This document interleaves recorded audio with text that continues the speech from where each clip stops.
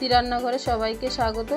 আজকে আমি রান্না করব কাটোয়ার ডাঁটা। কাটোয়ার ডাঁটা রান্না করার জন্য আমি নিয়ে নিয়েছি কুমড়ো, নিয়ে নিয়েছি আলু, আর নিয়ে নিয়েছি কাঁঠালের দানা, আর নিয়ে নিয়েছি চিংড়ি মাছ। চিংড়ি মাছটাকে আমি কেটে নিয়েছি ভালোভাবে। আমি এখন কড়াইটা বসিয়ে দিচ্ছি।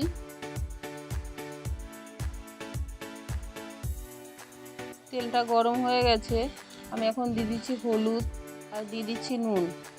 আমি এখন চিংড়ি মাছটাকে ভেজে নেব।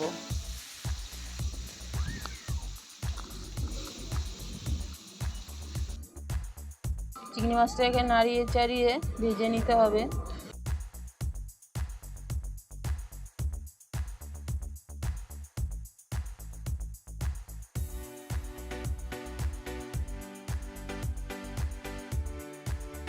চিংড়ি মাছ ভাজার কড়াইতে আমি আর একটু তেল দিয়ে দিলাম। আমি এখন দিয়ে দেব শুকনো লঙ্কা আর দিয়ে দেব পাঁচফোড়ন।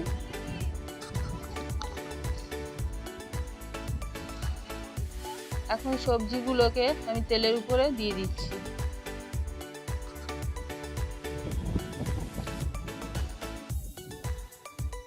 সবজিটাকে এখন ভালোভাবে নেড়ে চেড়ে নিতে হবে। আমি বেশি মশলা দেব না, সামান্য কিছু মশলা দেব, কাঁচা লঙ্কা আর দিয়ে দেবো নুন আর দিয়ে দেবো হলুদ। এখন আমি মশলাটাকে ভালোভাবে সবজির সঙ্গে মিশিয়ে নেব। ভেজে রাখা চিংড়ি মাছটা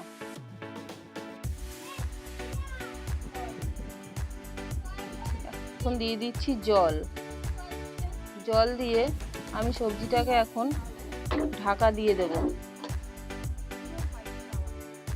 জল দেওয়ার পরে আমি এটাকে ঢেকে দিলাম।